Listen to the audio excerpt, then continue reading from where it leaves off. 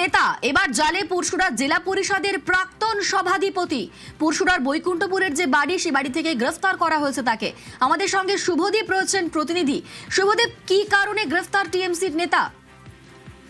দেখো, মেহবুব রহমান গত দুটি টার্মে হুগলি জেলা পরিষদের সভাধিপতি ছিলেন এবং গতকাল রাত্রে বিজেপি কর্মীরা এবং গ্রামবাসীরা খবর পায় তার বাড়ির পাশে যে গোডাউন রয়েছে সেখানে নাকি সরকারি ত্রাণ সামগ্রী রাখা ছিল। এরপরে কিন্তু পুলিশের উপস্থিতিতে সেই গোডাউন তল্লাশি করা হয় এবং তল্লাশিতে কিন্তু দেখা যায় বহু সরকারি ত্রাণের ট্রিপল তার গোডাউনে মজুত করে রাখা রয়েছে এবং সরকারি ত্রাণ কিভাবে একজন পার্সোনাল গোডাউনে রাখা রয়েছে তাতেই প্রশ্ন তোলেন এবং সরকারি অনৈতিকভাবে এই ত্রাণ রাখা হয়েছে এই অভিযোগেই কিন্তু পুরসুরা থানার পুলিশ প্রাক্তন সভাধিপতি মেহবুব রহমানকে এই মুহূর্তে কিন্তু গ্রেপ্তার করেছে।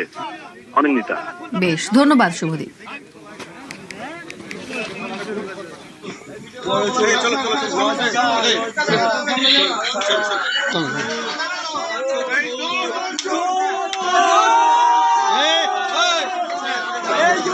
মেহবুব রহমান তৃণমূল কংগ্রেসের নেতা, পুরসুরা জেলা পরিষদের সভাধিপতি ছিল, এর আগে এখন মেম্বার ছিল।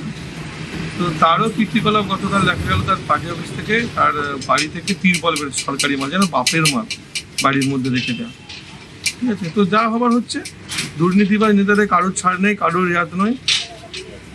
যত সময় আগাবে তত জেলের আয়তনটা বাড়াতে হবে।